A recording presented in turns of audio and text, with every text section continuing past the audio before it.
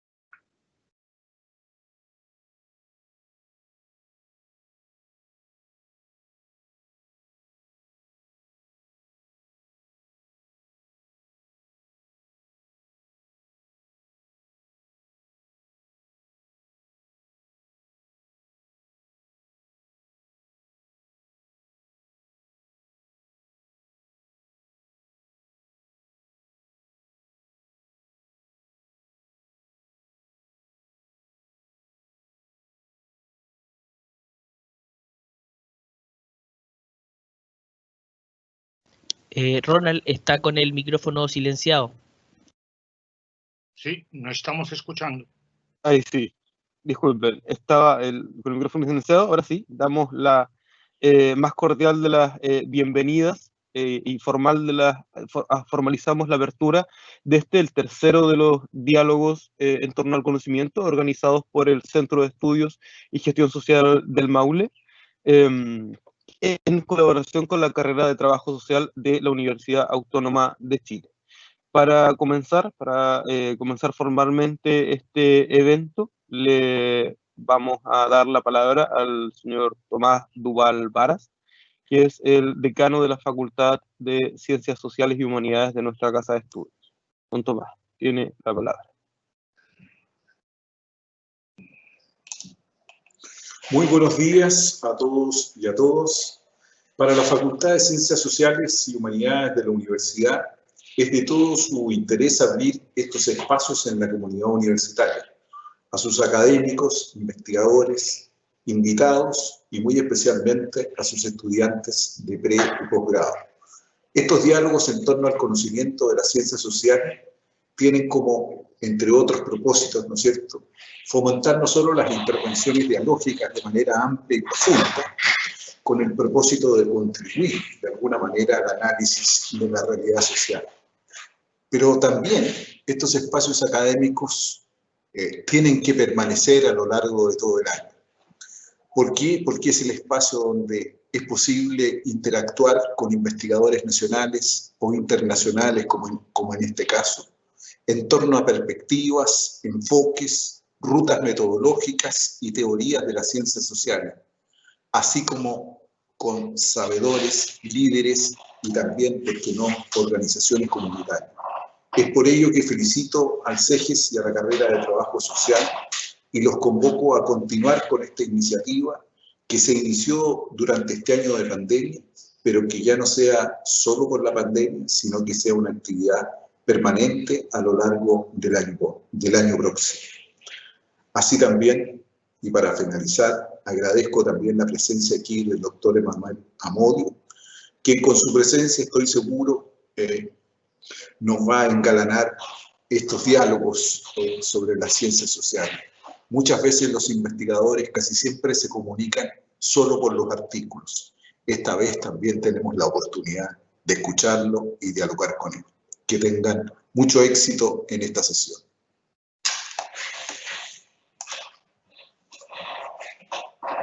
Muchas gracias, decano, por ese saludo de bienvenida. Ya de alguna forma el decano ha presentado a nuestro expositor. Antes de darle la palabra propiamente tal al expositor, que es lo que presumo la mayoría de los presentes está esperando, debo transmitir los saludos de nuestro vicedecano, el señor Víctor Yáñez Pereira, que es además director del CEGES, y de la profesora Berta Sepúlveda, que es la directora de la carrera de Trabajo Social, que por motivos de agenda no han podido estar presentes con palabras, ¿sí? Bueno, ya sabemos, ¿sí?, algo de la biografía de nuestro invitado, don Emanuel, ¿sí? Voy a permitirme leer una breve reseña o una breve semblanza del expositor, ¿sí? Es antropólogo e historiador, ha realizado estudios de tercer y cuarto nivel en Italia y Venezuela, es de alguna forma sus dos patrias. Se ha desempeñado como investigador en instituciones públicas y privadas en Brasil, Perú, Ecuador y Venezuela. Actualmente es profesor e investigador titular de la Escuela de Antropología y jefe del Departamento de Arqueología y Antropología Histórica de la Universidad Central de Venezuela.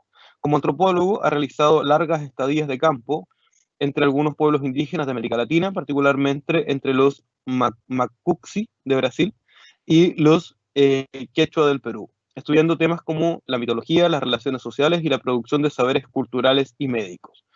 Estos mismos intereses le han permitido desarrollar investigaciones sobre la historia de la medicina, las relaciones de poder y la alimentación, sobre todo durante la época colonial venezolana. Ha publicado artículos arbitrados y libros tanto en América Latina como en Europa.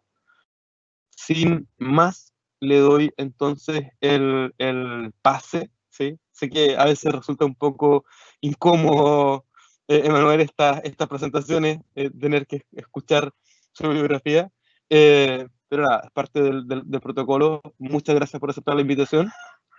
Insto también al público, a los participantes, a las participantes presentes, a que vayan haciendo sus preguntas, sus comentarios para el expositor. La idea es que dividir, digamos, este espacio en una presentación central a cargo del expositor y después poder establecer un diálogo donde de alguna forma yo voy a intentar mediar ese diálogo, transmitiendo, resumiendo, condensando las preguntas que puedan surgir en el auditorio. ¿Sí? Sin más, entonces le doy la palabra a nuestro invitado. Buenos días a todos y todas.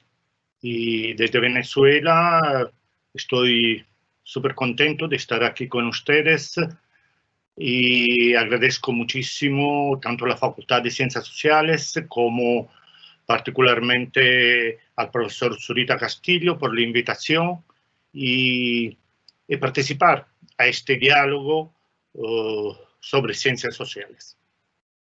En un primer momento quería hablar de manera un poco más general y teórica de la antropología en su perspectiva histórica y actual. Y después decidí que para hacer eso primero hay que decir algunas cosas previas y, por el otro lado, utilizar un aspecto particular donde la antropología ha tenido un aspecto social de la vida de algunas sociedades americanas, donde la antropología ha tenido históricamente un rol bastante importante en su definición y estudio. Así que gracias a Ronald por la biografía. Ya saben que he sido muy viajero, pero tal vez es importante también en relación a las intervenciones que se han dado antes de esta, particularmente la última desde Argentina, donde se habló mucho de colonialidad del saber y todo eso. Me parece importante que aclare rápidamente desde qué lugar yo hablo. Porque es muy fácil decir que soy un profesor universitario, que he hecho trabajo de campo, como todos nosotros me he formado en universidades, así que ¿es desde la universidad que hablo o desde dónde? Claramente es desde la universidad que de alguna manera valida mi saber, pero esta condición de estar aquí, pero haber estado allá en Europa, ocupando de alguna manera un lugar intermedio, un lugar peligroso de alguna manera, al borde de un ataque de nervio, diría. Es un lugar un poco particular, porque cuando regreso a Europa soy considerado de acá, pero de acá nunca termino de ser considerado de allá. Así que es un poco un lugar desgarrador, el mío, como de otros que han vivido la misma situación. Muchos antropólogos europeos han terminado viviendo en América Latina, enamorándose de este continente, y de ahí un poco intentando recortar un espacio donde la palabra pudiera tener algún valor. Así que a partir de esto voy a introducir un poco mi tema. Voy a hablar fundamentalmente de relaciones interétnicas y de saberes y saberes interculturales para ver un poco qué pasa ahí y en la segunda parte de mi intervención ver un poco el papel de la antropología y lo que implica también en esta época de globalización. Lo primero que hay que decir que hablar de ciencias sociales es hablar de un recorte epistémico que se definió de alguna manera en el siglo XIX en una geopolítica del saber desde lo que llamamos, entre comillas, primer mundo, una geopolítica al servicio de intereses, pero también al servicio de curiosidades de individuo y grupo. Así que cuando hablamos de ciencias sociales, hablamos de algo que comenzó a formarse en el siglo XIX y a lo largo del siglo XX, particularmente la primera mitad, fue estructurándose, no solo en Europa y en Estados Unidos, sino también en América Latina. Esto quiere decir que, por ejemplo, nuestras universidades fueron fundadas por intelectuales locales o extranjeros a partir de un modelo. Y dentro de estas universidades se segmentó la realidad en relación a unos saberes, de ahí que hablamos de una parcelarización, tanto que, por ejemplo, en mi universidad, en Caracas, la Facultad de Ciencias Sociales está completamente dividida de la Facultad de Humanidades. donde está historia, por ejemplo. Mientras que, por ejemplo, en el caso de mis anfitriones, la facultad se llama de Ciencias Sociales y Humanidades. Claro, no la conozco, pero presumo que esto implica una relación más estrecha de la que nosotros tenemos en mi universidad.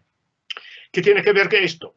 Quiere tener esto tiene que ver con nuestro diálogo, porque cuando hablamos de ciencias sociales hablamos de relaciones no solo con otras ciencias, por ejemplo la llamadura, sino que también hay un problema, hay un campo de investigación de las relaciones de las ciencias sociales con las ciencias que por tradición, por ejemplo, norteamericana, llamamos no sociales, por ejemplo, la historia. Pero también surge el problema, la economía, ¿dónde la pongo? ¿En ciencias sociales o en la escuela de arte? Tanto para decir algo que puede hacer sonreír. O en una escuela religiosa, porque si piensa en las finanzas, podemos imaginar que se trata de una especie de teología, ¿no? Así que quiero insertarme en este diálogo a partir de lo que los antropólogos hacen y después hacer un paso atrás y ver por qué y desde dónde hacen lo que hacen. Ya en otro de estos encuentros se citó una definición que Trujillo dio de la antropología. ¿Qué es la antropología? La antropología es lo que hacen los antropólogos.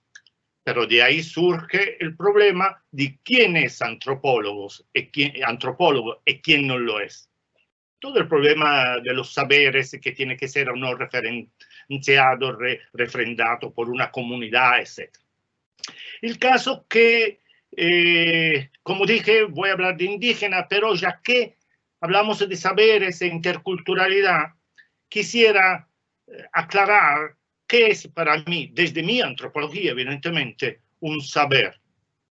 Bueno, para mí, cuando hablamos de saberes, hablamos siempre de saberes culturales. Saberes culturales que se pueden diferenciar en comunes que todas las culturas, toda la sociedad pone en juego durante su vida cotidiana, durante sus fiestas, etc. Y saberes que podemos llamar expertos.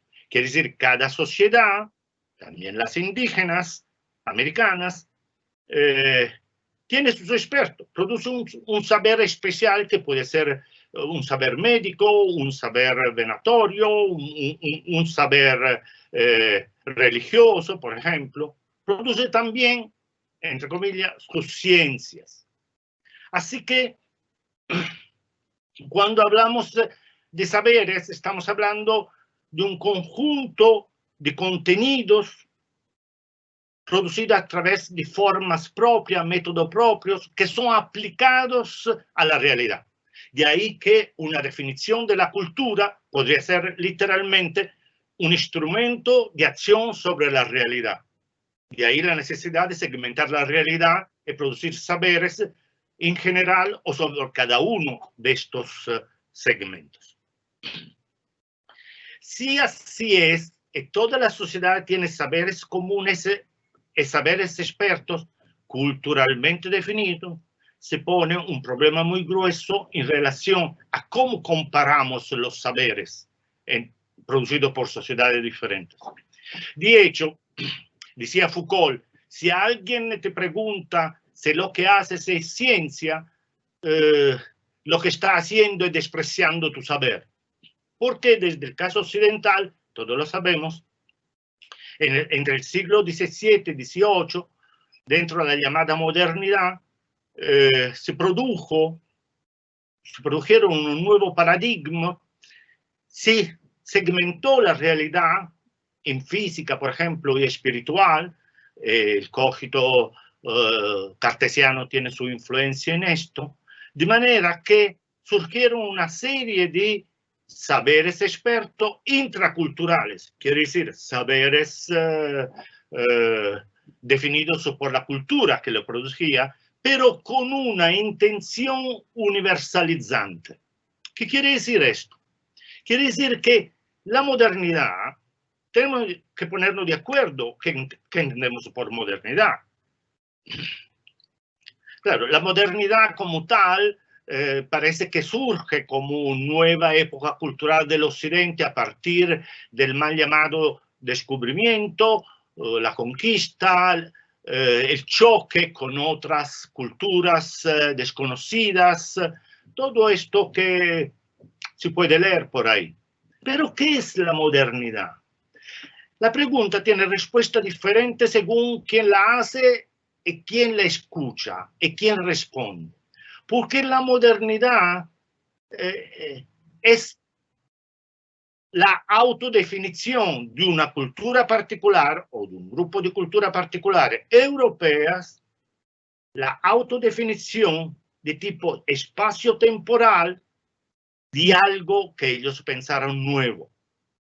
Este algo nuevo, como diría Kant, era la salida de la humanidad de su infancia autoimpuesta. Quiere decir, Europa se pone al centro del mundo y en este centro del mundo se pone tanto espacialmente, de ahí el concepto de Occidente y Oriente, por ejemplo, como temporalmente. Está en la cima de la evolución temporal de la humanidad, así como Hegel decía, el espíritu viajó de Oriente hacia Occidente, finalmente toca su punta, su cima en Europa, y los otros, bueno, los otros son sociedades que todavía no han alcanzado ese nivel. De ahí el concepto de países en vía de desarrollo, por ejemplo.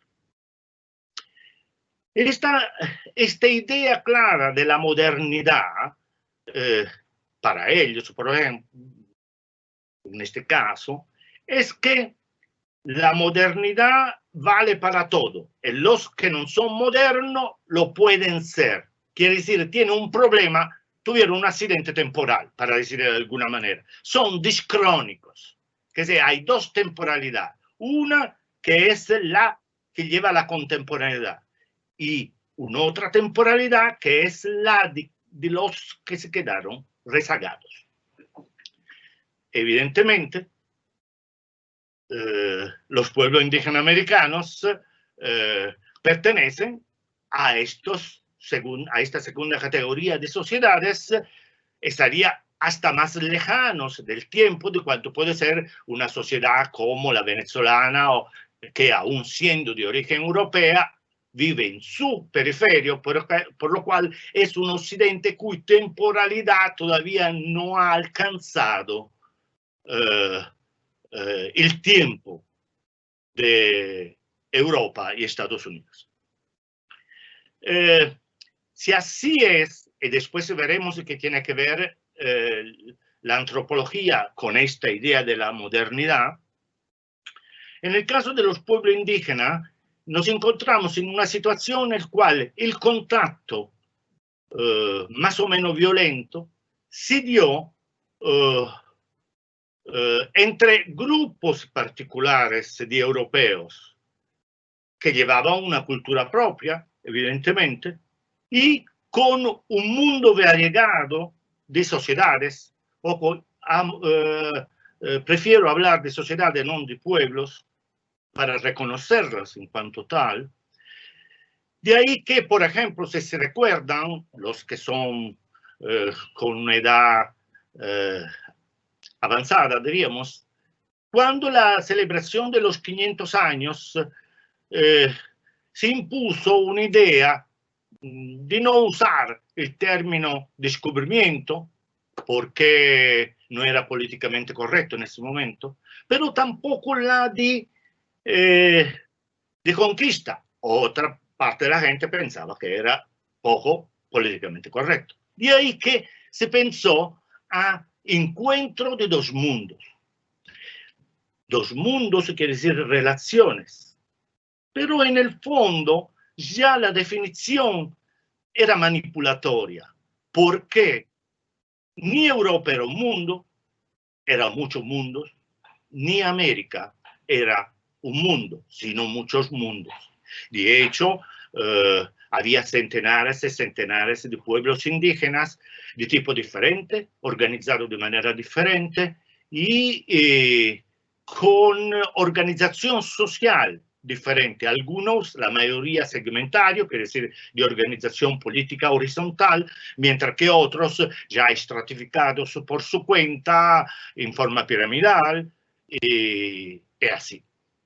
Del lado europeo, quien llega aquí fueron los castellanos en una época particular de su historia, castellanos y aragoneses. Porque les recuerdo que en España no existía en ese momento, de manera que cuando hablamos español, para quien lo habla mejor que yo, de hecho estamos hablando castellano. Pero en ese año, y con esto cierro la referencia histórica, se produjeron una serie de eventos que determinarán la forma en cual llegarán aquí los peninsulares. Primero, los reyes católicos conquistan Granada. 2, intenta expulsar a los moros. 2, comienza la represión de los judíos. Se había creado la Inquisición, se reestructura la Inquisición y se produce la primera gramática castellana. Enebriga, cuando la ofrece a la reina, le dice: si usted quiere unificar España, tiene que unificar la lengua. Estas son las características clave de ese pequeño mundo europeo que llega casi casualmente, valga la redundancia, a América. Esto es el impulso de conquistar, el impulso de colonizar. ¿Colonizar cómo? Llevando gente, porque desde el comienzo, aparte los que fueron eliminados, los pueblos indígenas continuaban resistiendo. De hecho, resistieron y continúan resistiendo hasta la actualidad. Se resisten a desaparecer. De ahí que cuando llegaron aquí, la idea fue, inmediatamente después de la década de la primera conquista, colonizar con emigrantes europeos. Pero para hacer esto era necesario conocer. Así que había que conocer para saber qué arma usaban para hacer la guerra. Había que conocerlos para ver si alguno de su historia, de su saber cultural podía ser utilizado. Y había que conocerlo para gobernar. Muy bien, en todo esto, conocer implicaba recopilar una masa de información enorme sobre un mundo variegado y para eso había que preparar expertos. Yo digo a mis estudiantes que la antropología nace en un momento preciso, cuando Cristóbal Colón, en el segundo viaje, se para en una isla Taína, Taíno es el nombre del pueblo que vivía por ahí, en una pequeña isla del Caribe, desembarca un fraile, Pané, Fray Pané, y le dice, le encomienda, aprenda su lengua, aprenda sus mores, sus costumbres, y elabore un plan para evangelizar. Colón mismo dirá en una carta, estos pueblos no tienen ni propiedad, ni religión, ni política, y fácilmente van a ser sometidos. De eso estamos hablando. Eso es el momento en el cual la antropología, que yo llamo para ese momento salvaje, la antropología nace y comienza a desarrollarse. 50 años después encontramos decenas, centenares de cuestionarios que la Casa de la Contratación, el Consejo de India, envía a sus funcionarios americanos para que hagan relaciones, informes etnográficos. Y después estarán los cronistas a avanzar hipótesis, teoría sobre el origen de los indígenas americanos, sobre por qué se comportan como son, y de ahí diríamos que hay una protoetnología en esta primera fase de la conquista. Muy bien. Así que desde el comienzo hay relaciones entre sociedades diferentes. Al comienzo entre algunas sociedades europeas que vinieron aquí y las sociedades locales americanas. Avanzando con los años y las décadas, las relaciones que continuaron con la península y con Europa, pero comenzaron a instalarse también un otro tipo, se produjo un otro tipo de relación con los que estaban aquí, que se sentían españoles, vamos a estar claros, pero comenzaron poco a poco a sentirse más de la tierra. Así que es una idea muy interesante la que voy a lanzar cuando hablamos de contraposición entre europeos y indígenas americanos. Tenemos que avanzar un poco y poner un otro sujeto, un sujeto que se va a volver nacional después en el siglo XIX, una tríade de intereses entre los europeos, que continuaron percibiendo a los indígenas, continuaron de alguna manera relacionándose con ellos, a menudo de manera imaginaria, los locales, lo que aquí llamamos en Venezuela los criollos, que se sentían españoles, pero que a lo largo de la colonia terminarán por separarse y considerarse americanos finalmente. Y esta tríada, de alguna manera, va a continuar en seno de la disciplina antropológica.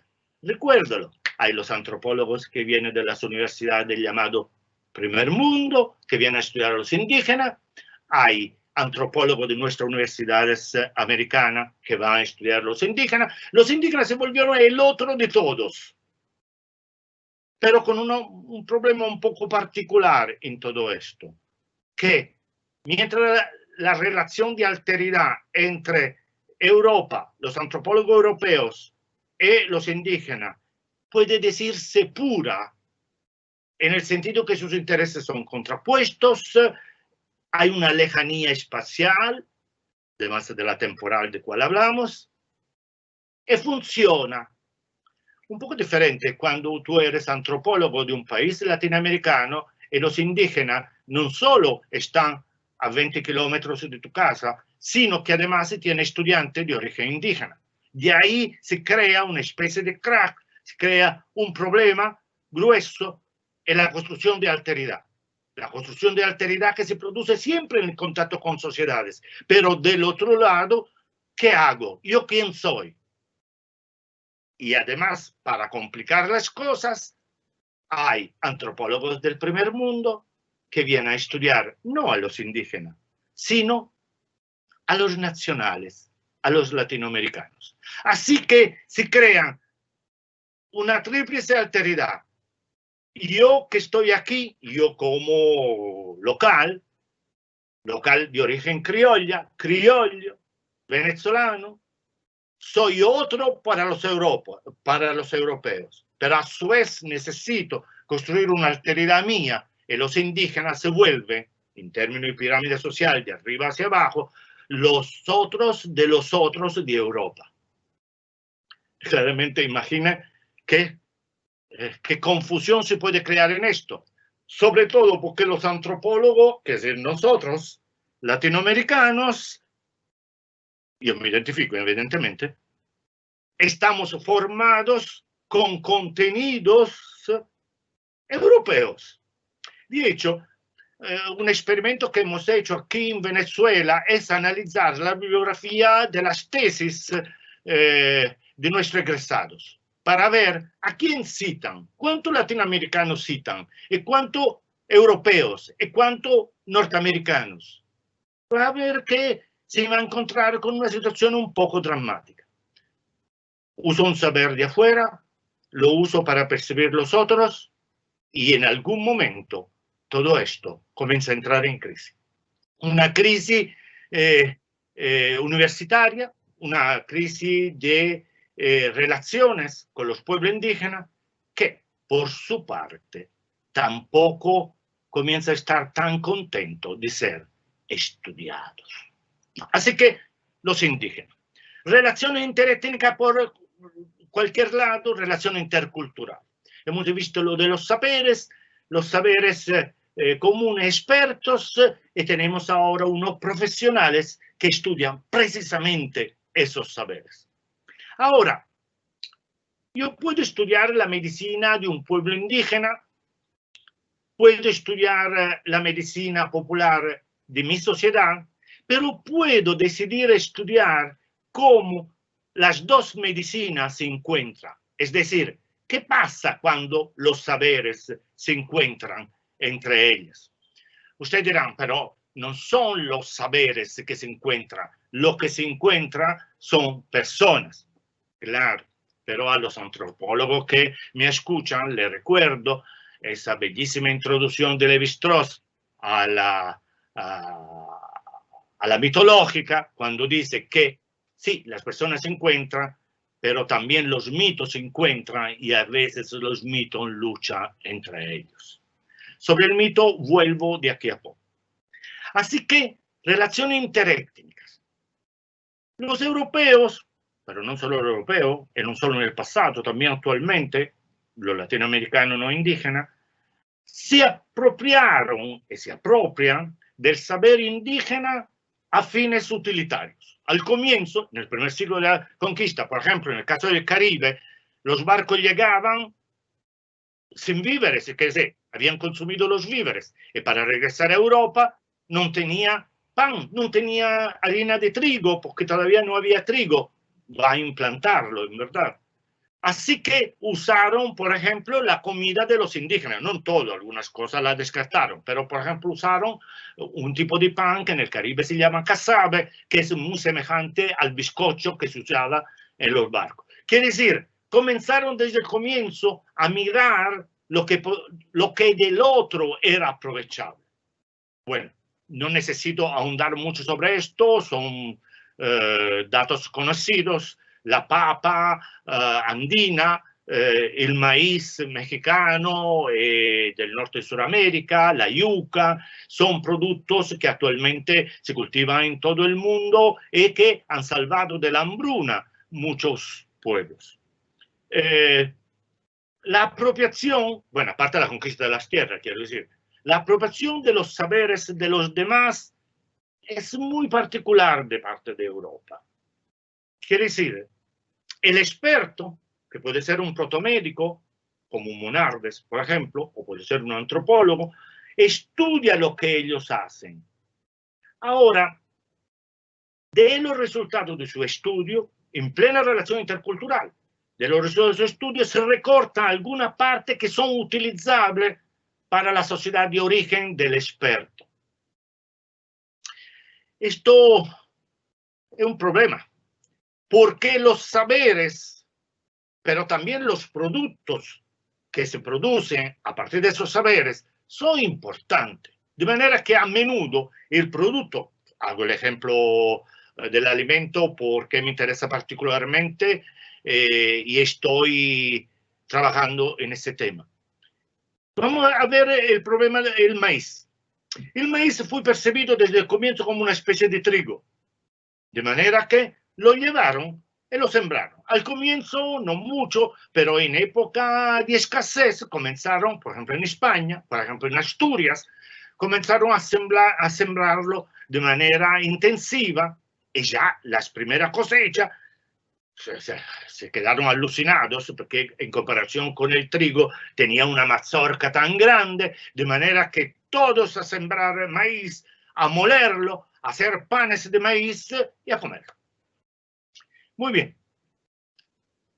¿Qué hay en esto? Muy simple. Después de 2 o 3 años, o sea, al segundo año de comer a nivel, el pueblo llano, naturalmente, de comer maíz, lo que se produce es una enfermedad, la erisipela, la que se llamó lepras asturienses, debida al hecho que el maíz molido como si fuera trigo tenía un problema, producía avitaminosis, quiere decir, la niacina no se descomponía, porque los conquistadores, sus expertos, habían mirado lo que hacían los indígenas, pero no le habían preguntado, o no suficientemente, a las mujeres indígenas cómo es que trataban, cómo es que transformaban esa mazorca, esos granos en comida, porque las mujeres mexicanas, evidentemente, usaban una manera muy particular de molerlo con cal o otras sustancias vegetales que permitía a la niacina producirse, y de ahí que quien comía preponderantemente maíz no sufría de avitaminosis. Se lo pienso un ratito, por ejemplo, actualmente, gracias a la globalización, o como queremos llamarla, eso pasa actualmente, por ejemplo, con la medicina oriental. O sea, hay mucha gente que dice, la acupuntura, se importa la acupuntura, pero no se importa el saber, la representación cultural que del cuerpo tiene quien produjo acupuntura, por ejemplo. Pero dejamos esto de lado y tal vez, si entra la pregunta y algo más, vamos en esa dirección. Así que los pueblos indígenas, la relación interétnica entre europeo y después criollo con los pueblos indígenas fue rapaz, fue de apropiación. La Vulgata, que es decir, la versión oficial, ¿qué dice? Que mientras que los españoles después de los criollos fueron muy activos en destruir, robar y hasta estudiar a los pueblos indígenas, los pueblos indígenas se quedaron pasivos. Esta idea del pueblo indígena débil es una idea colonial. Recuerden las casas que para defender los indígenas dijo que en el famoso debate de Valladolid que eran débiles y que era mejor importar hombres de África que eran más fuertes, ¿no? Esto, todo el problema de la esclavitud nace por ahí. Pero los indígenas demostraron dos cosas. Uno, que no era tan débil. Segundo, que su sistema social le permitía vivir en abundancia sin trabajar mucho. De ahí que fueron percibidos como flojos. Y del otro lado, que resistieron. Entonces, si usted mira un mapa de los pueblos indígenas actual de América Latina, América Central, Caribe y Sudamérica, por ejemplo, el mapa producido por la CEPAL, van a ver que hay algo de 40, 50 millones de indígenas que se autorreconocen como tal y de una manera no siempre fácil reproducen su cultura y la innovan a lo largo de todo ese territorio. Hay algo como 500 pueblos indígenas todavía que andan por ahí resistiendo. Claro, con diferentes grados de crisis y de fragmentación, pero ahí están. Así que tan pasivo no era. De hecho, en el caso particular de Venezuela, podemos decir que los caribes impidieron por 200 años que los españoles llegaron al Orinoco, es decir, a la parte sur del país, pero piensa en el caso de Chile, a la resistencia mapuche, ¿no? Es esos datos que conocemos. Así que no fueron pasivos. Pero ¿qué quiere decir esto en el, comilla, diálogo intercultural? De un lado tendríamos los conquistadores que imponen su cultura, también su comida, su tecnología, a fines de explotación y también de taxación. Y del otro lado, los indígenas, pobrecitos, ¿no? Nada de pobrecitos. Depende del modelo que se utiliza, ¿no? En antropología hay una larga historia de terminología para definir lo que pasa en la relación interétnica y en la relación intercultural. Recuerdo a los antropólogos que me están escuchando que en Norteamérica, por ejemplo, en los años 40 se produce el concepto de aculturación, ¿no? De manera que los pueblos indígenas poco a poco eran aculturados a los contenidos de las sociedades dominantes y teóricamente esta aculturación servía para hacerlo pasar de ser primitivos a ser civilizados, de pasar del pasado al presente, de transformarlos primero en súbditos fieles del rey y después del Estado Nacional. Aquí hay algo que no funciona. De hecho, a mitad del siglo pasado, Fernando Ortiz, por ejemplo, rechazaba el concepto de aculturación y propuso un término, transculturación, que por lo menos en términos descriptivos explicaba algo más. Yo diría que hay que elaborar modelos un poco más sofisticados y tal vez más nuestros, más de acá. una vez más me identifico. Por ejemplo, pienso a la propuesta de Bonfil Batalla, ya fallecido, un grande antropólogo mexicano, que en un texto relativamente bien conocido sobre el control cultural, él propone que no hay, cuando hablamos de intercambio, de relación interétnica, hay que tener claro que puede haber imposición de un lado, pero el otro nunca es pasivo, sino que el otro es activo también y puede apropiarse de la cultura del otro, sea conquistador o lo que sea. Este concepto de apropiación es muy interesante porque inmediatamente tenemos una clave para entender cómo los pueblos resistieron. Por ejemplo, apropiándose de los caballos o apropiándose de las escopetas para luchar. Ahora, esto parece un cuento feliz, ¿no? De final feliz. Unos elementos pasan de un lado y otro elemento pasa del otro. Hay un intercambio entre los unos y los otros, que lo hay. Un intercambio probablemente mecánico que se da entre campesinos no indígenas e indígenas, porque están todo el día más o menos en contacto allá y no tiene mucho problema de dominio del uno sobre el otro.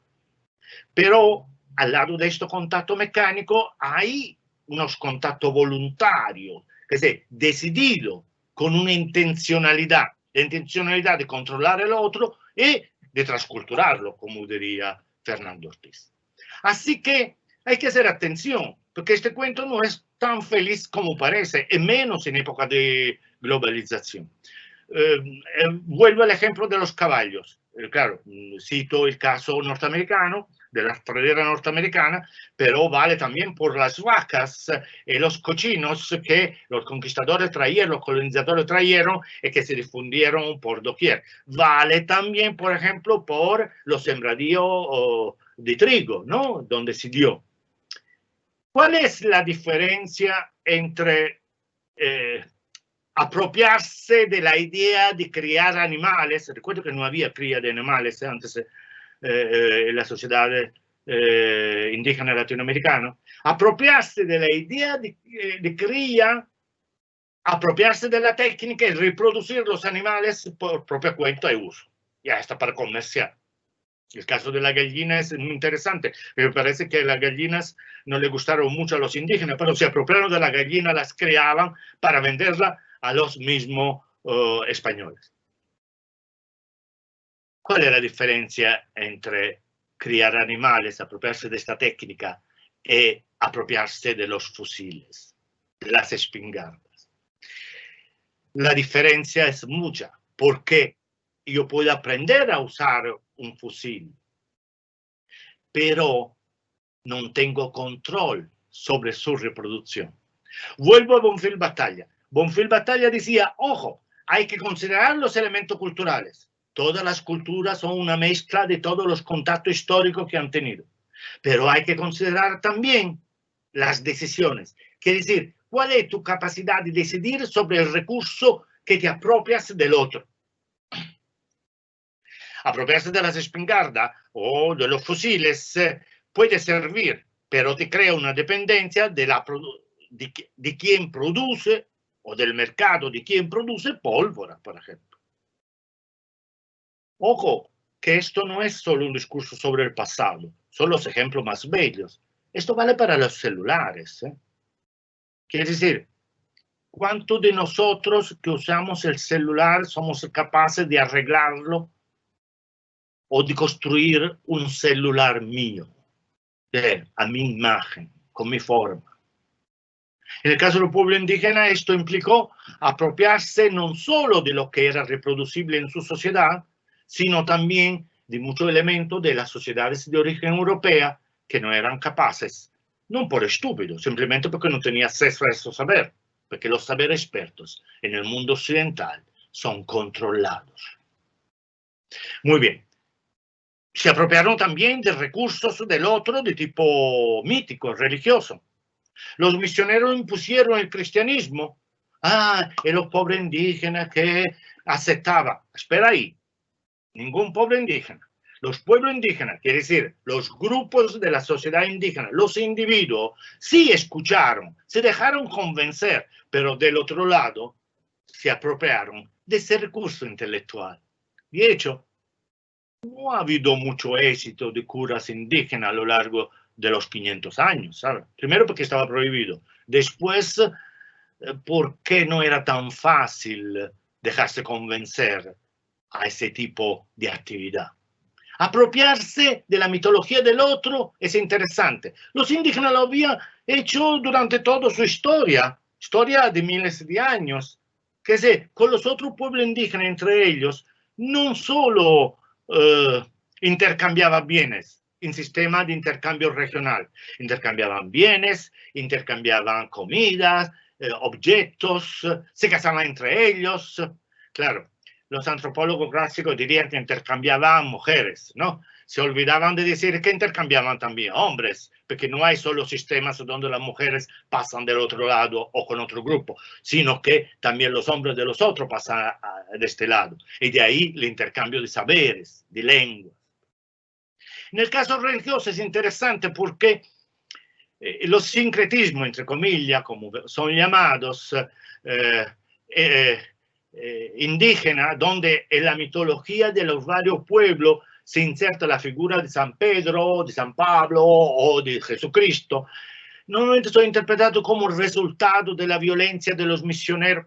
Es verdad, que eso fue impuesto. Pero también esta gente no estaba ahí solo esperando, se entendía, por lo cual agarraba del otro o echaba mano de un recurso intelectual para ver cómo funcionaba en medio de las cosas propias. De ahí que todas las mitologías latinoamericanas, de los pueblos indígenas latinoamericanos, que están en movimiento, también en la actualidad, continúan apropiándose y descartando elementos, porque la mitología, el pensamiento religioso, la filosofía, quiero decir, son instrumentos de acción sobre el mundo.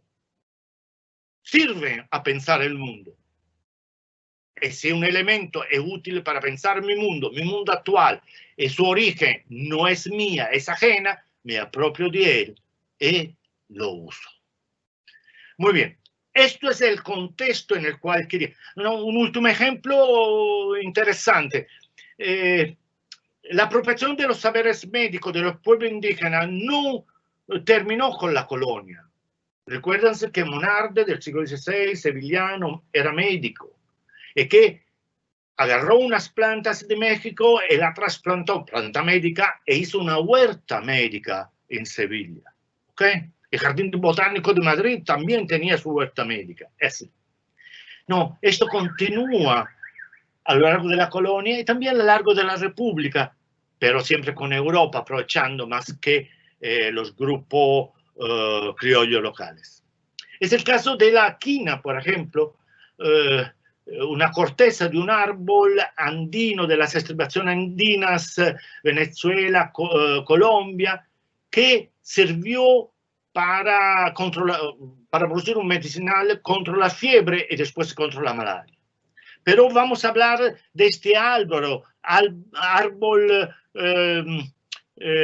chileno, ¿cómo se llama? El quillay, ¿no? Usado por los mapuches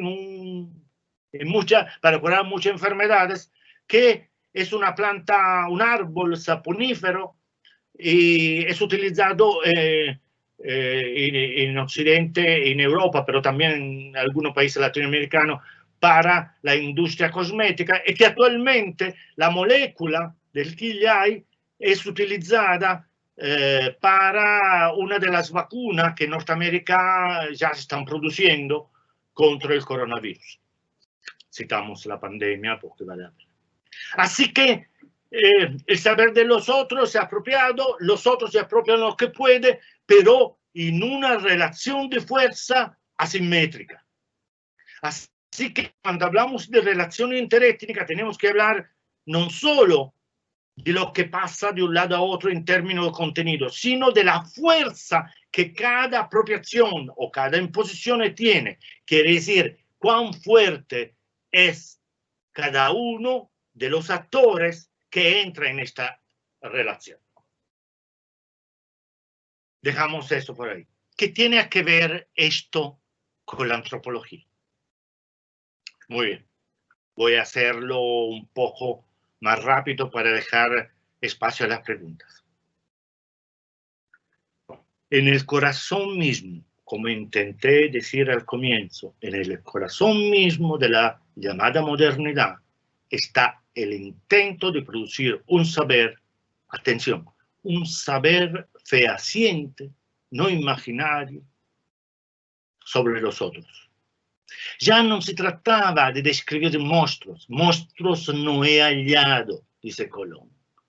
Y por el otro lado, el proyecto imperial de conocer al otro, que va a generar en el siglo XVIII las expediciones científicas, por ejemplo. Ese proyecto no fue en manos de las universidades. Había universidades, Salamanca. Claro, los cronistas venían, los misioneros cronistas venían de ahí, usaron su saber filosófico, Aristóteles, todo lo que quieren. Pero el plan de acopio de saberes sobre el otro no fue producido por los universitarios, no fue producido por los intelectuales, fue producido por los funcionarios. Conocer el otro era un imperativo para controlar el otro, y para eso había que controlar. La antropología nace en ese momento en las manos de los funcionarios imperiales. Y allí se va a mantener esa protoantropología, si quieren, para los puristas, se va a mantener a lo largo de toda la colonia. Dentro de las expediciones científicas, y finalmente con los estados nacionales, ojo, tanto en Europa, tanto en Norteamérica como acá, en eso el tiempo coincidió, la contemporaneidad, en los estados nacionales, la nueva disciplina y a servir a los funcionarios locales y a los funcionarios coloniales que mantenía colonia. Es en ese momento que la antropología es segmentada dentro de las ciencias sociales como un espacio específico dentro de las universidades decimonónicas. Un espacio con diferente nombre. La antropología con este nombre hasta ese momento era más filosófica. Vamos a decir, una protoetnografía, una protoetnología va a encontrar espacio en la naciente universidad y finalmente adquiere un estatuto diferente. Sale de las manos de los funcionarios y entra en la mano de los intelectuales universitarios. ¿Y los funcionarios? Los funcionarios fueron bien contentos de liberarse de este peso, pero decidieron mantener el control sobre el saber que se producía y más sobre su utilización. Y así que los funcionarios del Estado decimonónico van a pagar los viajeros universitarios para hacer investigaciones hacia los otros lejanos, mientras que la sociología naciente servía para los otros cercanos de ellos, los campesinos, los obreros. Recuerde que en el siglo XIX, Marx, el peligro del socialismo, todo eso. De manera que había que estudiar. Bueno, los funcionarios pagaron directamente desde los ministerios del Estado o creando fundaciones y becando, ¿no? Así que sí, la antropología tiene que ver con todo lo que he dicho, porque poco a poco, dentro de la llamada modernidad, adquirió una función fundamental: describir el otro, diferenciado en otro lejano y otro cercano, pero era el otro cercano que sirve a redundar como un espejo deformante para la identidad misma de Europa. Europa necesita demostrar que es superior, así que elige unos a otros. El problema actual de las polémicas mercantiles y políticas entre Norteamérica y China es que Norteamérica no consigue transformar China en un otro lejano primitivo. Así que tiene que sentarse a una mesa y dialogar desde posiciones de fuerzas muy equilibradas, ¿sabes? ¿De qué estoy hablando? Estoy hablando simplemente del uso que la antropología de la antropología que los poderes, que podríamos llamar fuerte, ha hecho a lo largo de todo el siglo XX. O nos olvidamos tal vez del proyecto Camelot que tumbó Allende.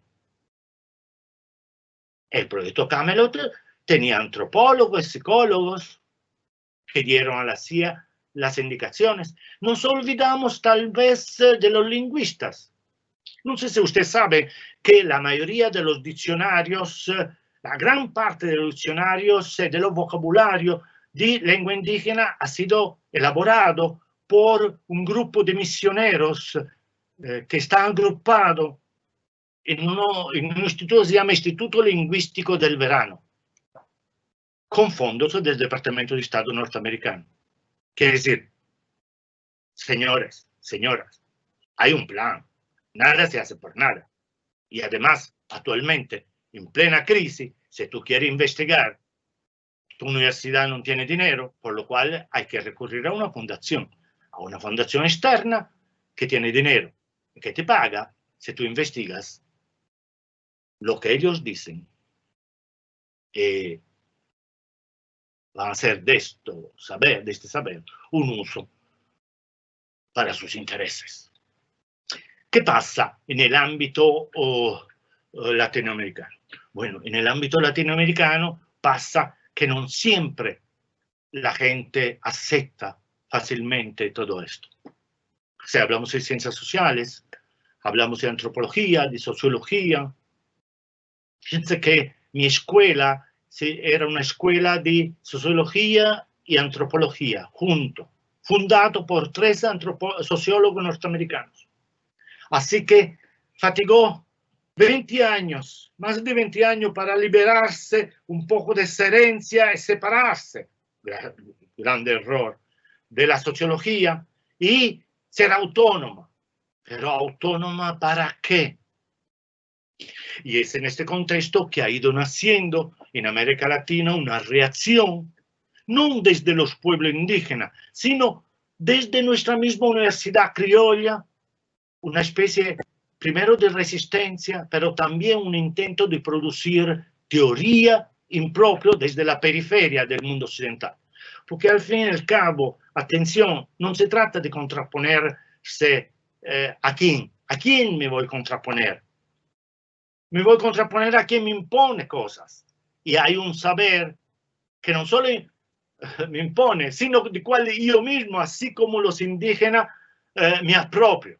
Pero la apropiación, como intenté aclarar en el caso de los indígenas, la apropiación a veces, el fruto de la apropiación puede ser envenenado. Y es en este contexto, en esta conciencia cada vez más amplia que se ha producido una reflexión profunda e interesante sobre la colonialidad del saber que usamos también en nuestras universidades y el intento, en el caso de la antropología, de hacer otra antropología, otra manera de ver los otros. Reflexionar si esa contraposición entre nosotros y otros no sea una trampa, tal vez. Y de ahí ha ido creciendo espacios, por ejemplo, un proyecto de elaborar, de confrontarse entre diferentes antropologías con características nacionales, de pensar la antropología del sur.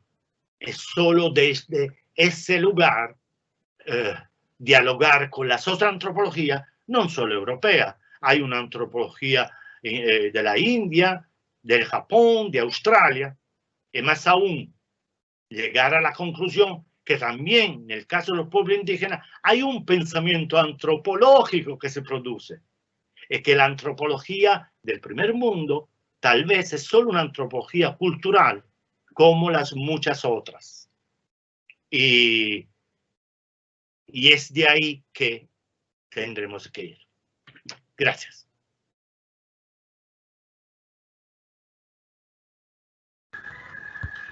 Muchísimas gracias, Emanuel.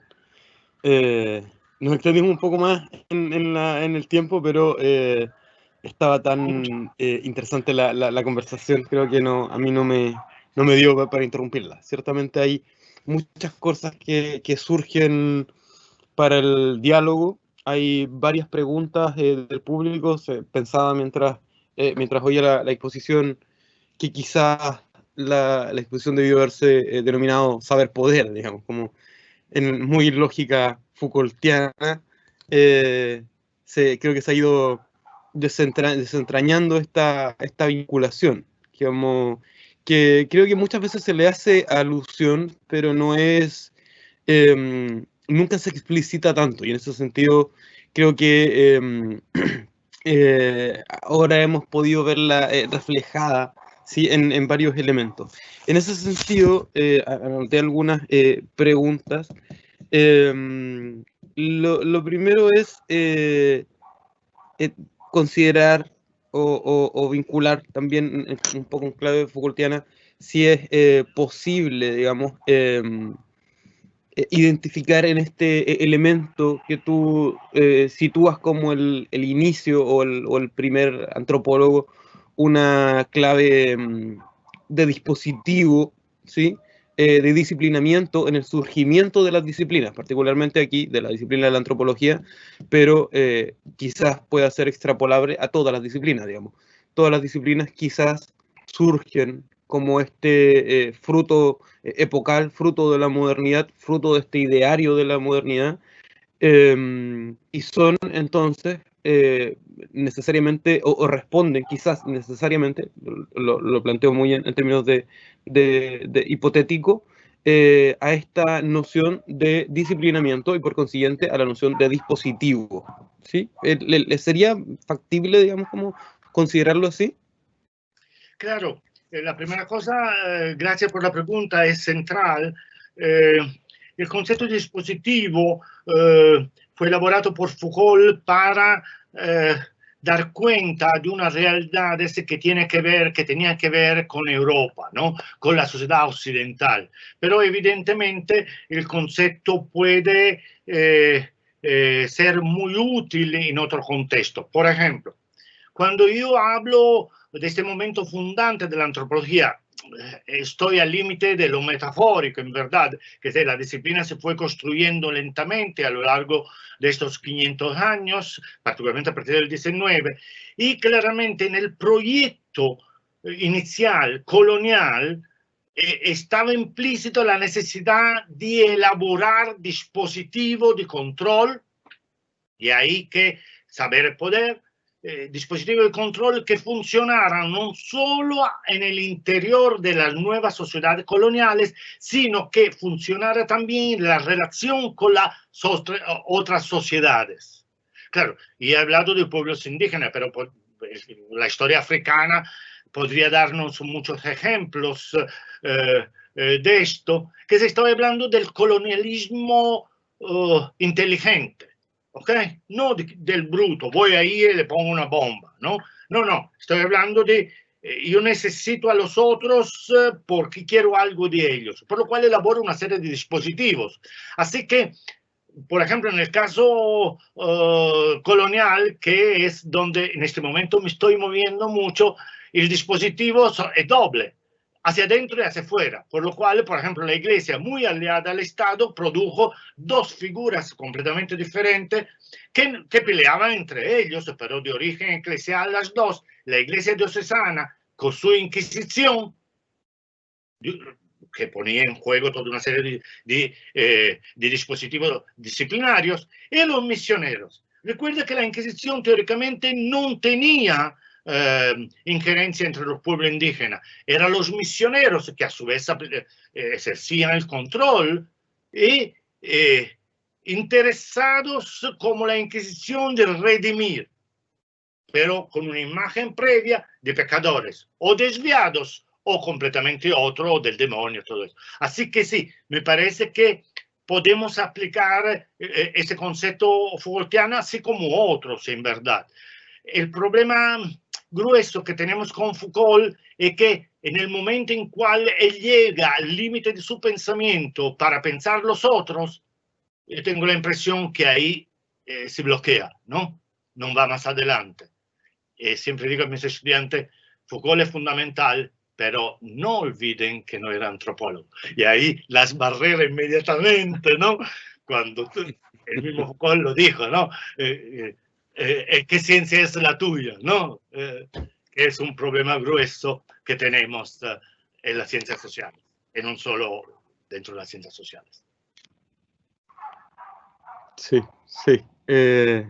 Claro, ahí y también lo mencionaban al principio, en esta casi como disputa, diríamos, de las disciplinas por ocupar un campo específico del saber, pero tengo la sensación, y hay autores que también lo manifiestan así, que no es un intento por disputar un espacio específico tanto del saber, sino un espacio más específico de la actuación profesional y por consiguiente de la posibilidad de ejercer profesionalmente remuneradamente. Como es posible en este sentido establecer hoy por hoy estas distinciones entre disciplinas. Tan puramente como se pretendió en algún momento o tan pormenorizadamente como quizás lo pretende esta división del trabajo, esta clave moderna quizás de división del trabajo, de división del saber. Sí. Dos cosas diferentes yo pienso que pusiste en juego. La primera cosa, evidentemente todos nosotros, los que tenemos familia, no solo tenemos que comer nosotros, sino también nuestros hijos. De manera que es un problema de sobrevivencia, un problema de tener una profesión que te da un sueldo. Bueno, aquí en este momento los sueldos no existen, pero no importa. Lo que quiero decir es que luchamos por la lucha, se dice en Venezuela. Quiere decir, se trata de tener un espacio de trabajo que te permite la sobrevivencia. Y por eso yo peleo, ¿ok? Yo puedo querer también estar en ese espacio porque me da poder extrauniversitario, por ejemplo, me da autoridad en decir algunas cosas o por mis intereses políticos. Pero, ojo, detrás de esto hay algo que si lo olvidamos, no entendemos bien qué estamos haciendo y cómo los otros nos perciben. Lo que está detrás está esto de la colonialidad del saber, porque ser profesor universitario, ser maestro, es transmitir saberes, ¿me entiendes? De manera que cuando yo transmito mi saber, lo transmito a partir de algo que me da valor. Ese valor no es el hecho que yo tenga que trabajar para dar a comer a mis hijos, sino que el valor deriva de algo que está detrás, que es lo que hablé de segmentación del saber, y el saber adquiere valor porque es segmentado, pero no porque los saberes se segmentaban, sino se segmentó la realidad del cual ellos tenían que ocuparse. Esto de un lado. Y las barreras no fueron tan rígidas en el siglo XIX, menos en la época colonial, que fueron volviendo rígidas más adelante. Pero claro, con la crisis de la llamada modernidad, con esas corrientes de postmodernidad o de surmodernidad, como diría Marc Augé, evidentemente nos encontramos en una situación que la frontera se ha vuelto cada vez más permeable. Por dos motivos. Primero, porque me siento estrecho en mi jaula. Yo necesito saber más de lingüística, necesito saber más de economía. Y piensan los historiadores pobrecitos. Los historiadores, bueno, ellos orgullosos de estudiar el pasado, como si la sociedad del pasado no fuera una sociedad como la del presente, por ende necesitan saber antropológico, sociológico, economía. O tú piensas como historiador de tener suficiente saber para estudiar la economía agroexportadora de Chile o el guano. De manera que me siento restringido y me abro a esto. Mi universidad se resiste a dejarme salir de la jaula.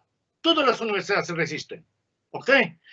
Después se inventó lo de interdisciplinario, postdisciplinario, transdisciplinario. Pero sí lo que pasa es que los saberes constreñidos se vuelven estériles, mientras que los saberes cuya límites son permeables permiten diálogo y son los más productivos, los más bellos. Súper, sí. Creo que me parece una explicación fenomenal, digamos, para una cuestión tan compleja, ¿sí? Y tan hiperdiscutida. En ese mismo sentido, había una alusión quizás puede ser también a una especie de prejuicio o casi caricatura del saber indígena o de los saberes ancestrales, que es posible, ¿sí? Lo planteo de otra forma, es posible establecer una diferenciación, digamos, del saber occidental como un saber más fragmentario y los saberes indígenas como un saber más holístico o más trascendental, si se quisiera. ¿Se puede establecer esa diferencia o es una caricatura vana? No, aquí hay un problema, es interesante, Ronald, que pone esto. Me vas a ofrecer un café para decir esto cuando vengo acá a Talca. Es que usaste el término clave, ancestral. ¿Por qué los saberes de los pueblos indígenas tendrían que ser ancestrales mientras que los del occidente no son ancestrales? Claro. ¿Lo has pensado? Sí. No, yo no lo había Pero pensado. vale, dividimos una cosa. De un lado está el problema de que el otro es ancestral y del otro lado el problema de la holística. ¿Ok? Ancestral quiere decir que nuestra construcción del otro es una imagen que tiene que ver con el pasado. ¿Me entiendes? Yo, por ejemplo, no hablo ni de etnia ni de pueblo indígena, yo hablo de sociedades. Y las sociedades existen porque se renuevan. Las lenguas no son primitivas, las lenguas son actuales porque resuelven los problemas de nombrar el mundo. También el mundo de los otros, también el mundo actual. Eso quiere decir que los indígenas están en el presente como estamos nosotros. Hay este libro muy bello sobre la colonización del tiempo, pero bueno, no tenemos tiempo. Con esto lo que quiero decir, por ejemplo, ¿tú sabes por qué dice ancestral? Porque los indígenas tienen sabiduría ancestral, que viene de sus antepasados. ¡Pamplinas! ¡Embuste! Los antropólogos, los indigenistas caen en la trampa que el otro construyó. ¿Entiende? El mito no es un saber del pasado. El mito es lo más actual de una cultura. El mito es un instrumento para entender el mundo actual. Y si el mito no funciona, muere. Ya Lévi-Strauss lo había dicho que los mitos mueren. Pero mueren no porque mueren la biblioteca viviente, que son los viejos. Mueren porque también. Mueren porque no son ya útiles para entender el mundo.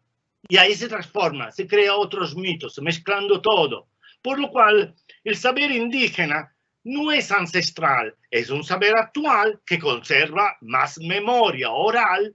Aquí está el otro gran problema que otras sociedades, porque evidentemente los saberes expertos en sociedad de transmisión oral necesitan de un sistema bastante complicado y rígido para mantenerse en el tiempo. De ahí, por ejemplo, los cantos, los rituales y todo eso. Mientras una sociedad que transmite su saber experto de manera mnemotécnica, tipo la escritura, manteniendo la vida cotidiana en la oralidad, evidentemente se hace más fuerte porque puede reactualizarlo.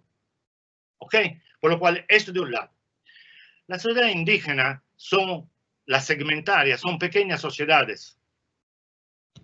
Atención, había una diferencia entre los incas y los quechua que conquistaron, o los aymara. Que una cosa es una sociedad estratificada, una cosa es una sociedad segmentaria. Las sociedades segmentarias son pequeñas voluntariamente. Deciden ser pocos, ¿sí? No porque se muere de hambre. Salins dijo que la sociedad indígena amazónica era la sociedad de la abundancia, ¿entiendes? De manera que nos encontramos enfrente a pequeñas sociedades muy integradas, donde el saber fluye de un lado al otro y todos participan a su reproducción. Atención, no quiero parecer un entusiasta de lo primitivo, no estoy, que sea, la sociedad indígena puede ser tan dramática, la vida de un individuo dentro de esta sociedad puede ser tan dramática como en otras sociedades, pero por lo menos no hay grupos contrapuestos de arriba abajo que luchan para tener el predominio. O por lo menos el poder se redistribuye en flujos, para recordar a Foucault, informaciones diferentes y más controlables. Ahí la lección grande, inmensa de Pierre Clastres sobre el poder como un lugar vacío en estas sociedades. Así que, sí, también lo siento, hay algo que puede aprender más allá del buen salvaje. pero ojo a no idealizar estas sociedades. Claro, no sé qué va a pasar con la globalización. Claro. Sí, creo que, bueno, ahora, muchas gracias, creo que es profundamente estimulante, digamos, estas son, por lo menos para mí, espero transmitir la voz del público, son profundamente estimulantes estas reflexiones, ¿sí? Lo mencionaba quizás también muy ubicado desde la disciplina del trabajo social, que en su definición profesional, la definición global de la profesión, declara que utiliza para su quehacer el saber indígena y los saberes ancestrales. Entonces, claro, quizás ahí en nuestro próximo Congreso Mundial, que no sé cuándo irá a ocurrir, digamos, debamos repensar eso. Creo que quizás tiene mucho que ver con el desconocimiento de esta eh, caricatura, ¿sí?, que se establece sobre los pueblos indígenas, y esta romantización incluso a veces sobre su quehacer. Y evidentemente eso también nos invita y también estableciendo un poco el diálogo con los diálogos anteriores, ¿sí? El segundo muy centrado en la noción de decolonialidad, el primero a cargo de Schuster, también utilizando o vinculando un poco esta noción de decolonialidad, perdón, pero sin darle tanta centralidad, ¿sí? Creo que ahí quizás es cuestionable o podría ser puesta en tensión si podemos hablar efectivamente de una decolonialidad del saber o del conocimiento o de la forma en que se transmite el saber. Lo planteo un poco también como para ver si surge en ese sentido una reflexión. ¿Sería válido, digamos, o es factible, es plausible, es un ideal la deconstrucción del saber o la decolonialidad del saber? ¿O es el diálogo de saberes es innegable y es ese quizás el ideal? Sí, Ronald. Primero, claro, la referencia que hace al trabajo social, leí tu texto sobre teoría de praxis en el trabajo social, me gustó mucho, y claramente en otro contexto teníamos que ver si esa reflexión yo puedo aplicarla, por ejemplo, a la antropología, esa que tú haces del trabajo social. Yo estoy en una escuela, al lado de mi escuela está la escuela de trabajo social, no tenemos ninguna relación con ellos, aparte fuera de las dos escuelas, en términos más, diría, política, pero en verdad ustedes han hecho una reflexión sobre qué es la acción social que, por ejemplo, nosotros no hemos hecho, salvo en términos de defensa de los pueblos indígenas y todo eso, ¿no? Eso de un lado. Yo escuché las dos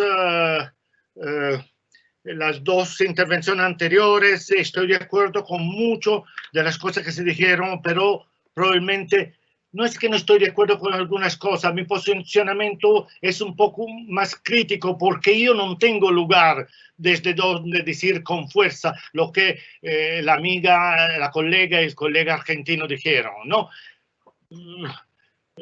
¿Cómo decirte? Yo estoy en un lugar, ¿no? En un lugar del desarraigo, por lo cual cuando pienso en la decolonización digo, pero ¿quién se quiere decolonizar de qué?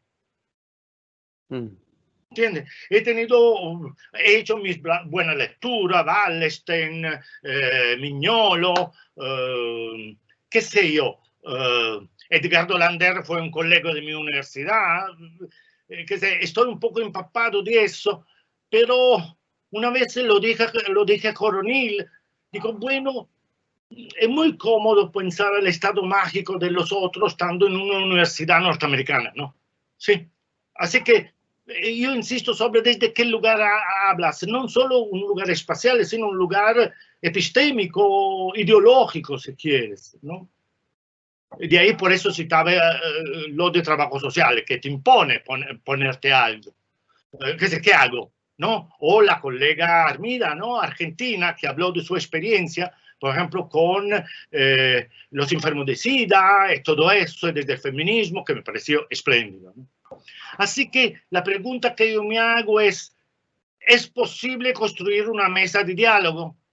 Y la respuesta es, ¿quién serían los actores? Y estos actores, ¿qué fuerza tienen para poner en la mesa? ¿Sí? Cioè, io non puedo discutir contigo si tú eres mi decano y si un poco te peleo duro, tú puedes hacerme la vida difícil en mi escuela, ¿sabes? Sí, por lo cual, ¿con quién dialogo? ¿Con qué fuerza dispongo como actor? Y esto en el caso de los pueblos indígenas es tremendo, porque ¿qué fuerza puede un chamán, una chamana mapuche, sentarse a una mesa para discutir con una médica o un médico masculino además? Así que, ¿cómo construir esos espacios intermedios? Unos espacios, yo diría, deconstruidos, ¿no? Tal vez tanto ustedes, trabajadores sociales, como los sociólogos y los antropólogos podríamos tener una posibilidad, una especie de función histórica.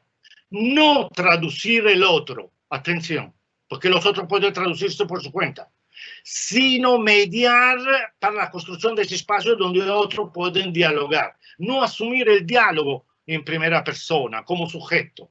Negarse como sujeto en un diálogo que de otro, pero estar convencido que el diálogo puede darse solo si en ese espacio la relación de poder de alguna manera disminuye.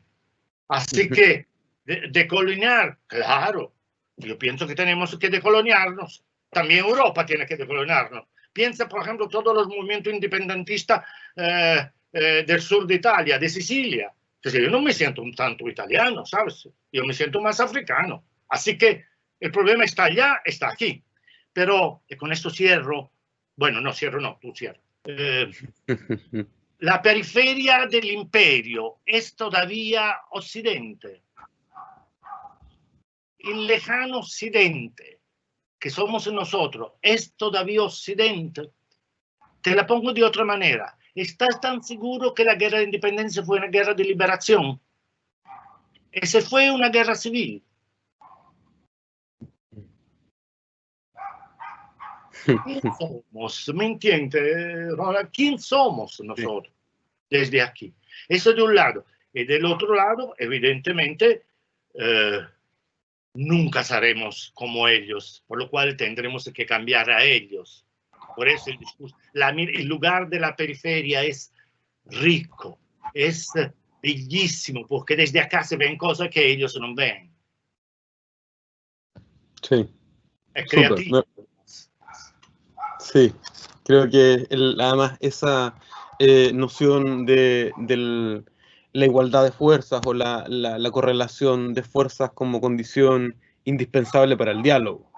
Creo que ahí hay un elemento quizás en el que se puede centrar la atención, digo, como desde el trabajo social como disciplina que tradicionalmente ha estado más vinculada al ejercicio, digamos, a la intervención, al hacer, claro, y también desde las disciplinas que regularmente tienen mayor predominancia en el estudio, digamos, o en la indagación de esa relación.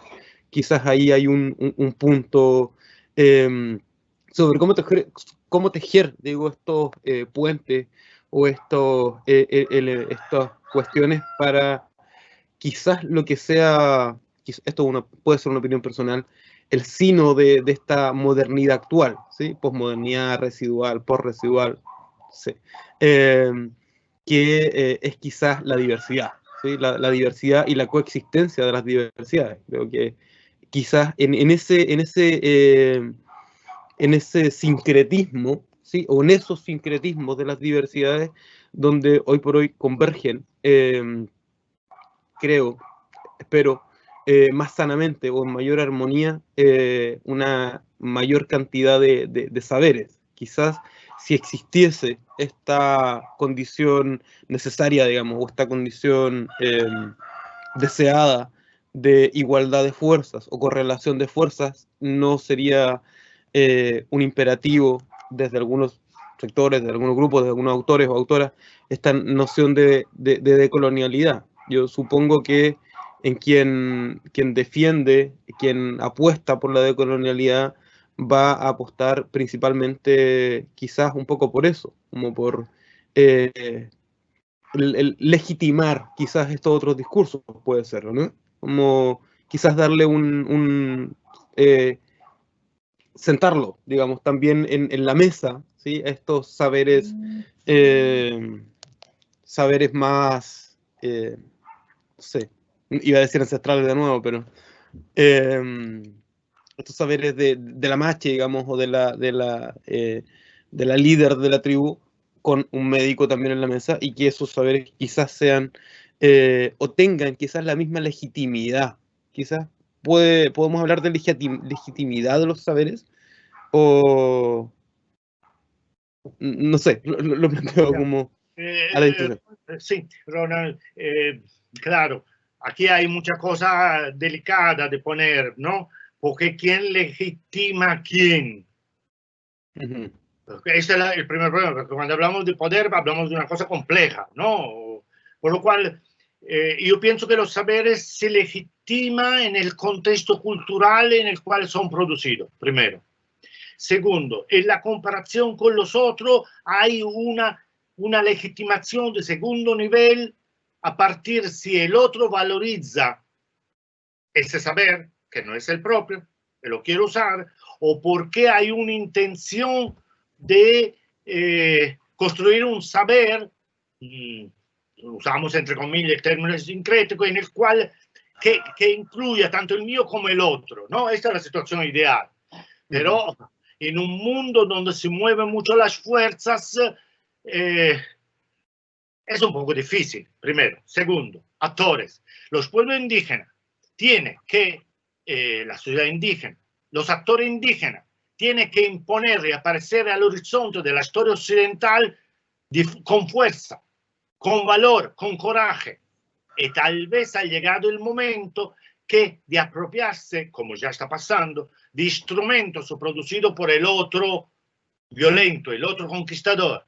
Porque estoy pensando que en época de globalización y de media, y de celulares, y de WhatsApps, y todo lo que quiere, los saberes circulan. Claro, el problema es que circulando tan libremente, entre comillas, en la red, los saberes se achatan. Cualquier cosa vale cualquier cosa. Piensa la teoría de la Tierra plana o lo que está pasando con Trump por ahí. Por lo cual, Foucaultianamente, hay que reintroducir el concepto de verdad. Que es decir, hay un saber que produce un efecto de verdad, hay saberes que tienen valor también en sociedades diferentes de las que lo construyeron. Piensa todo el problema de la medicina. Piensa, ¿será que algunas sociedades se puede superar el horizonte de los eventos intraculturales y producir saberes más tendentes a su validez extracultural? ¿Será que todos tenemos que ponernos mirando hacia adentro y hacia afuera? Como dijo Foster, un gran escritor inglés del siglo XIX, del comienzo del siglo XX, qué pena, ya no hay bosques donde escaparse. Que es lo mismo que un grande antropólogo latinoamericano, Arese, decía, los pueblos indígenas se contrapusieron a los conquistadores, pero también para sobrevivir encontraron áreas de refugio, nicho, para escaparse. Pero no hay bosque. Los pueblos no contactados por el mundo occidental de la selva amazónica están siendo arrasados. Así que cuando tú llegas con la espalda a la pared, empujado, acorralado, o te suicidas o reaccionas. Quien ha tenido un perro sabe qué es eso. Perdón, ¿quién ha tenido un perro? Claro, como se ve que tú no has tenido perros. No, hay gallos por ahí, pero perros no. Sí.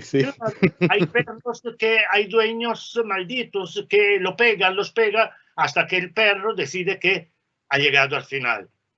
Perdone la metáfora, pero por eso la hago, porque es violenta. Que la reacción tiene que ser proporcional al ataque. Por ejemplo, ¿cómo hacen los pueblos indígenas todavía aceptar las escuelas del Estado criollo, del Estado nacional? ¿Cómo hacen permitir que llame a alguna escuela de educación intercultural bilingüe cuando lo que son cuñas para destruir el saber local e imponer un saber externo. ¿Por qué no se hacen escuela bilingüe intercultural también en Caracas o en Lima o en Santiago? ¿O solo los indígenas tienen que ser interculturales y los otros no?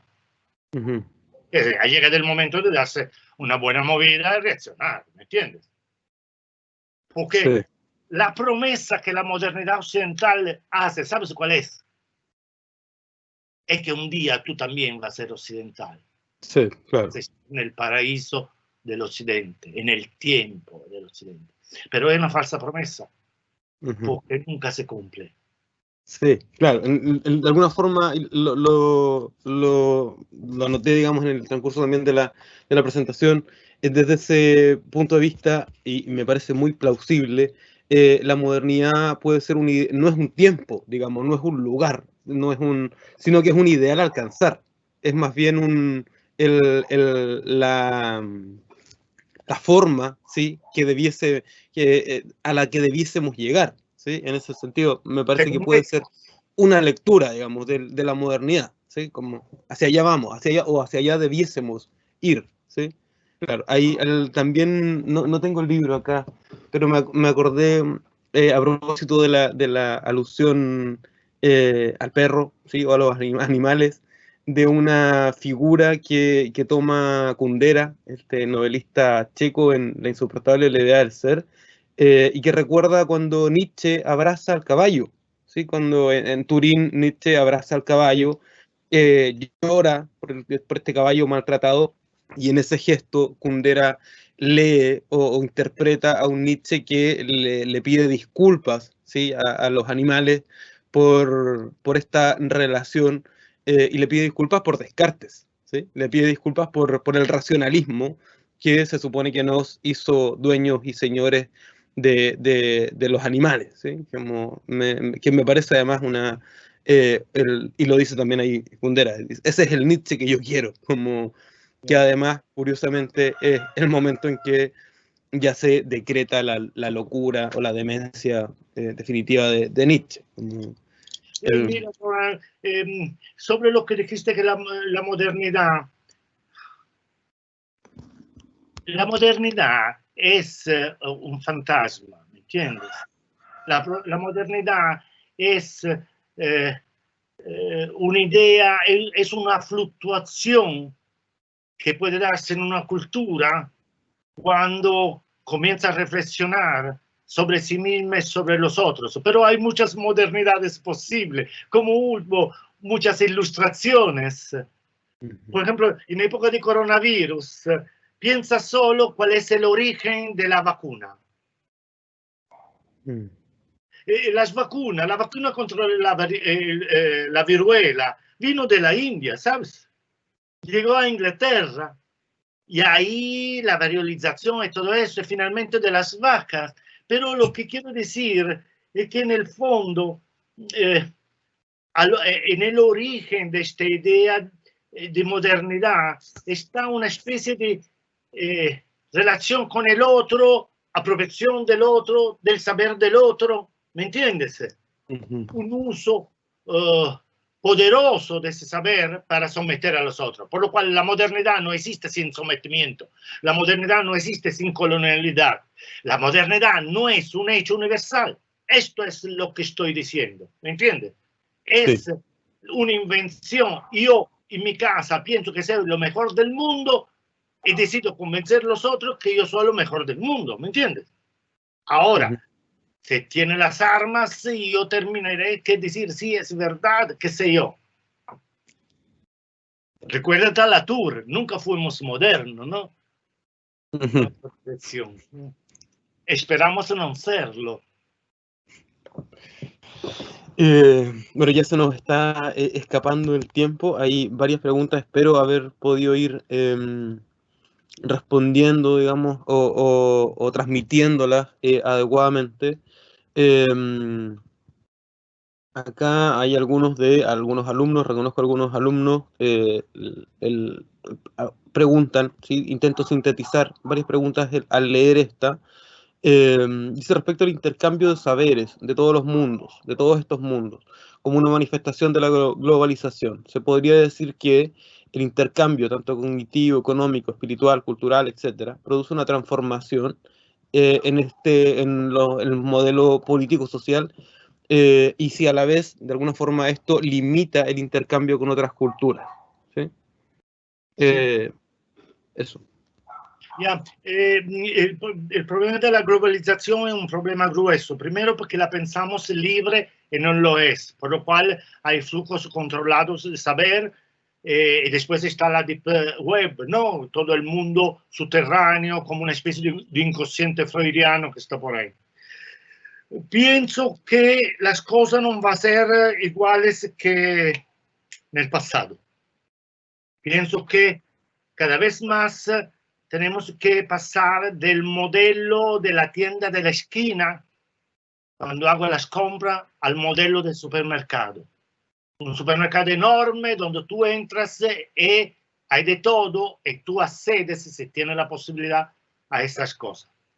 Pero ojo, hay dos aspectos que hay que tener en cuenta y que no puedo profundizar en este momento. Uno, no todo tiene un acceso activo a Internet.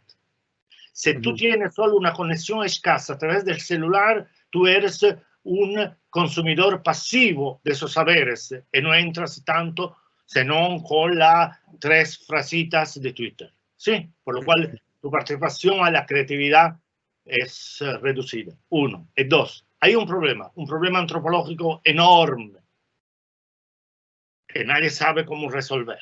Nadie sabe qué va a pasar. Que es el problema de las identidades. Las identidades hasta ahora han funcionado porque tenían un entorno local que le permitía construirse. Identidad es lo que yo soy y es refrendado por los demás.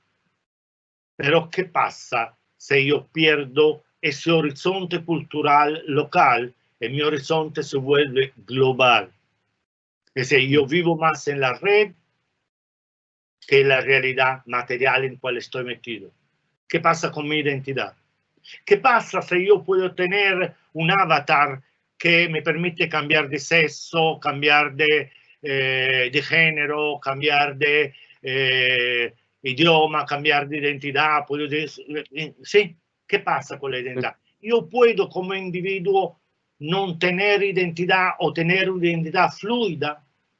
Por ejemplo, piensa a todo el movimiento queer, a los LGBT que abocan para una fluidez de género. Espléndido. Pero ¿qué pasa con mi identidad? ¿Desde dónde yo puedo hablar si mi identidad entra en crisis, es fragmentada, o si termino no teniéndola, o termino teniendo tantas identidades cuanto experiencia vital tengo? Hay esta película de Shyamalan que se llama Múltiple, ¿no? En verdad son 3 películas donde uno de los protagonistas tiene 23 identidades diferentes. Es para ver. Porque ¿quién habla cuando ahora estoy diciendo esto? ¿Con quién estás hablando? ¿Entiendes el problema?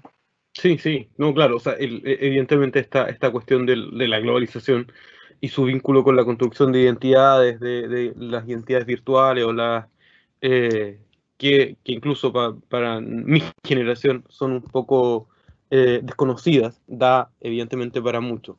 Me voy a permitir leer la última pregunta, que diría que es un poco más, no sé si no es tan técnica.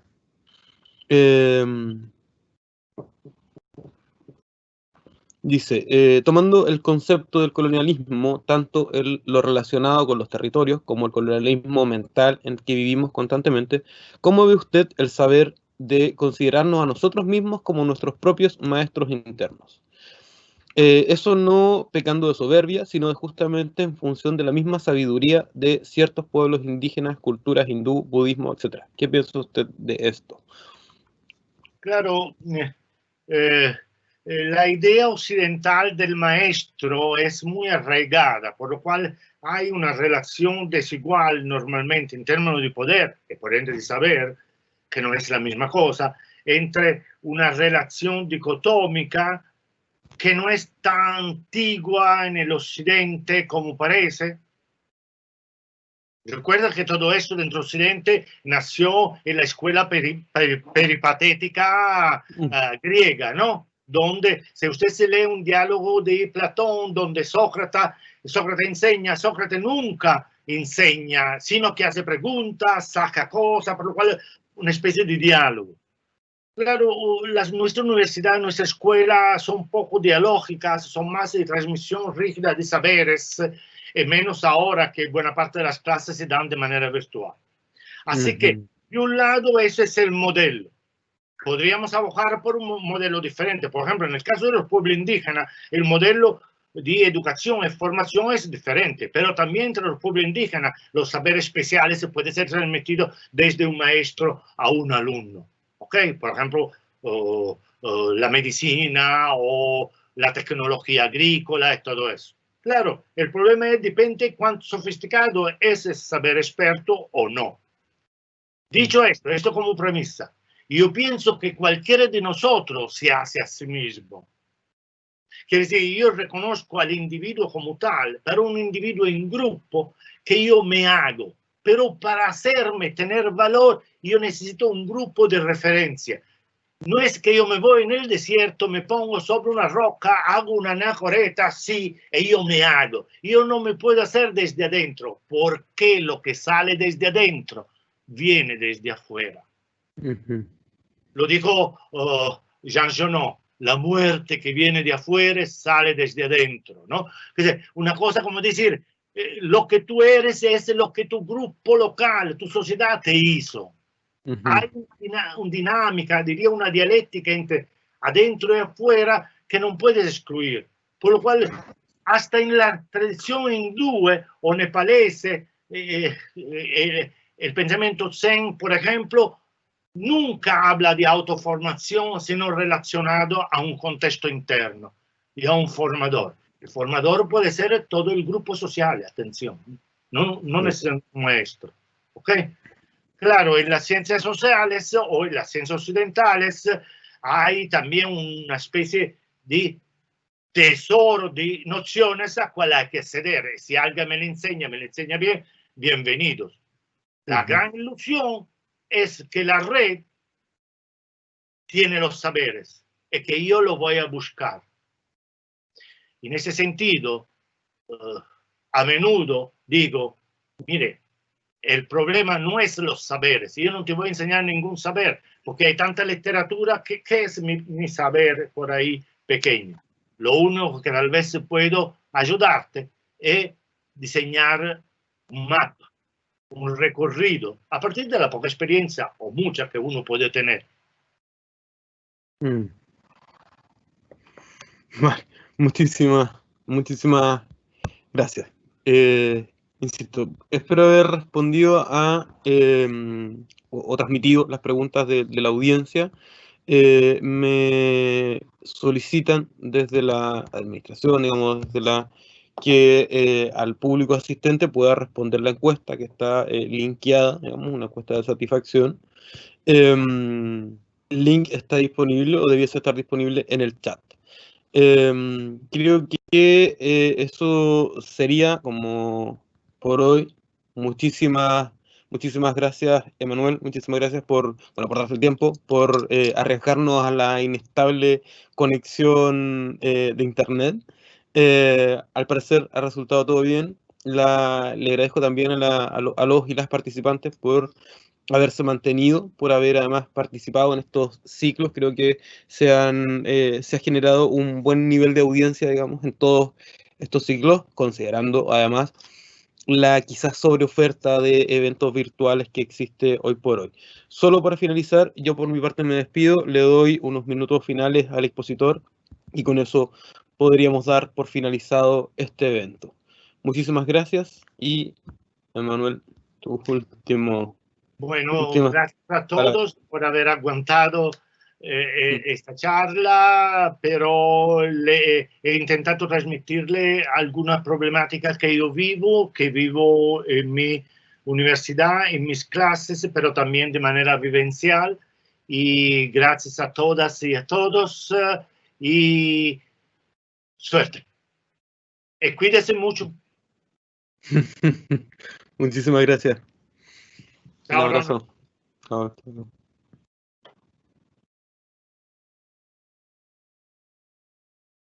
Muchísimas gracias. Hasta pronto.